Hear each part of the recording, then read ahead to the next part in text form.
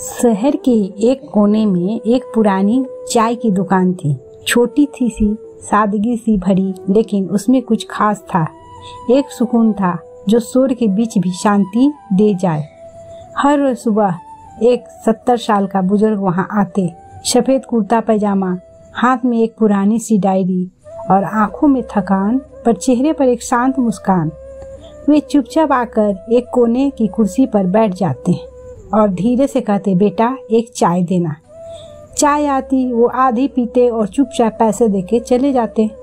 दुकानदार राहुल, जो एक 22 साल का मैं लड़का था, रोज ये देखता और सोचता, ये बाबा रोज आधी चाय क्यों छोड़ते हैं। एक दिन उसने रहा नहीं गया, उसने पूछ ही लिया, बाबा आप रोज आधी चाय क्यों छोड़ते हो।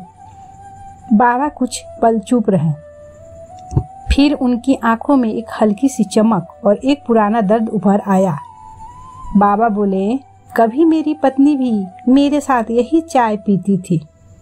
हम एक ही कप चाय को आधा आधा बांटकर पीते थे। अब वो इस दुनिया में नहीं है, लेकिन उसकी आदत आज भी मेरे साथ है। मैं आधी चाय उसके लिए छोड़ता हूँ। राहुल चुप रहा। उसकी आंखों में आंसू थे, लेकिन चेहरे पर एक हल्की सी मुस्कान भी थी। उस दिन के बाद राहुल ने बाबा के लिए हर रोज चाय के साथ एक खाली कप भी रखना शुरू कर दिया, उस अनदेखी मौजूदगी के लिए। अब वो दुकान सिर्फ चाय की जगह नहीं रही, वो यादों का अड्डा बन चुकी थी।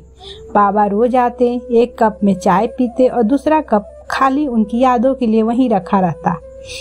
राहुल अब हर नए ग्राहक को वो कहानी सुनाता। वो कहता, ये दुकान सिर्फ चाय नहीं बेचती, ये उन अधूरी कहानियों को जिंदा रखती है जो हमें सबके दिल में कहीं छुपी होती है। जिंदगी चलती है, लोग चले जाते हैं, पर कुछ आदतें रह जाती है।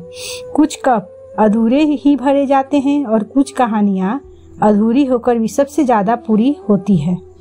तो दोस्तों, अगर आपको भी कभी किसी ने अधूरी चाय में पूरी मोहब्बत दी हो तो नीचे कमेंट में अपनी कहानी जरूर शेयर कीजिएगा।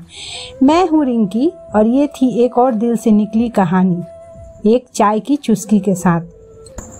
अगर यह कहानी आपको पसंद आई तो लाइक, शेयर, कमेंट जरूर करें।